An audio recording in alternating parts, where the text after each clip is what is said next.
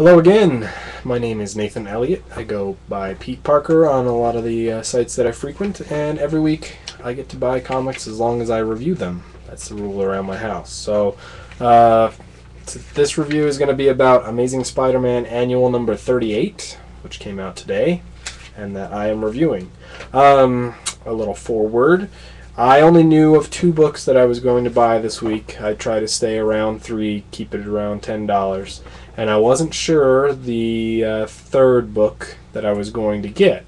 I picked up several of the things that Marvel came out with, because I primarily do all the Marvel stuff, because I usually edit on a Marvel website. And I put a lot of them back down, actually. The other Fear Itself, not the actual Fear Itself series, but the follow-up to it that was a conglomeration of stories. There were 3 stories in it. One had Speedball, one had I forget what they're called. Jimmy Woo, at least. People that I don't really like all that much. I had that in hand and was walking to the register when I figured that I'd try to look at the annual for Spider-Man. I typically don't like annuals because they are exactly what that Fear Itself addendum is a grouping of short stories that don't really connect to each other, but somehow like vaguely all involve the same characters. And usually annuals are like that. But as I flipped through the beginning of this, I saw Spider-Man in a cape right there, and I was sold. So all it takes for me, apparently, is a little bit of alternate universe, different costume kind of thing, which as you flip through the rest of the book, you realize it's an alternate universe. It can't be the same one. It's not just another costume change that Spider-Man's going through, but it's actually a whole different thing. So, the story in this book is continued in Deadpool Annual number 1 and then Incredible Hulk Annual 1, I think, also. Yeah, next month and the month after, somewhere. Incredible Hulk's Annual number 1. Anyway, so it's going to be a big crossover between all of them. Basically, the short story is that Spider-Man, Hulk, and Deadpool all wound up together and got transported to another reality by accident. And this is what Spider-Man experienced while doing that. In this alternate reality, he is an ultra mega famous superhero who has taken down the likes of Thanos and Annihilus and Galactus, and he's so good at what he does that he's basically the only hero, more or less.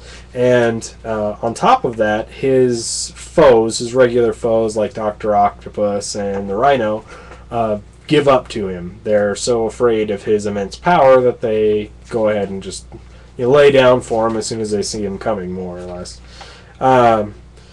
So the Spider-Man of this reality is injured a little bit, and so Spider-Man of mainstream continuity helps him out by posing as him while the guy heals up. Well, things turn out that it's not exactly what it seems, of course, and it's a lot more negative in this reality than he initially understood.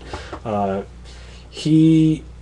this reality, along with being ultra famous and very good at his heroing job, he's also in charge of Parker Labs, which is basically Horizon Labs, except that he's been running it from the beginning.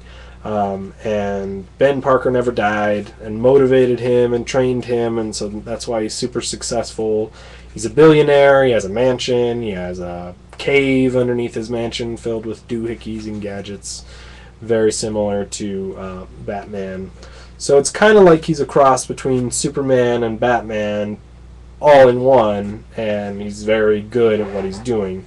But then there's some negative things that he's doing in his life, and the people who Peter usually loves and usually support him and do the best things for him turn out to be people that are pushing him the wrong direction and giving him bad advice and basically bad people.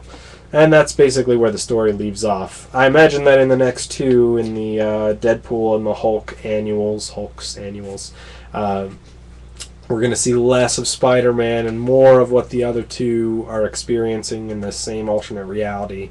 And then probably in the very end they'll all be shunted back to to mainstream continuity. But I was really surprised. Some of you may know I am an alternate universe fan. I like it when people are wearing slightly different costumes or things happen just a little bit differently in their lives than we're used to, and it drastically changed the outcome of their life. So this was a really good book for me. It was well drawn. It's written by John Layman and penciled by Lee Garbett. I want to say right now that I realize that it's not just the writer and the penciler that make up the whole book, that everybody has a large part in this stuff, but I like to keep them short, so I really only mention the writer and penciler. My apologies to all the other creators if they ever watch my video blogs. In any case, I really enjoyed this book. I will be picking up the other two annuals, hopefully, if they fit into my budget and schedule. And I'm going to give this one a 4 out of 5. I highly encourage it. And if you are cataloging the characters or alternate realities or even just the comic books for Marvel Database, which is where I work a lot, then this is a rich text for you. There's plenty of alternate universe characters to go ahead and write profiles on and get pictures about. This is rich in new things to do, so yay! Alright, so 4 out of 5. Check out my other reviews. We'll talk to you guys later.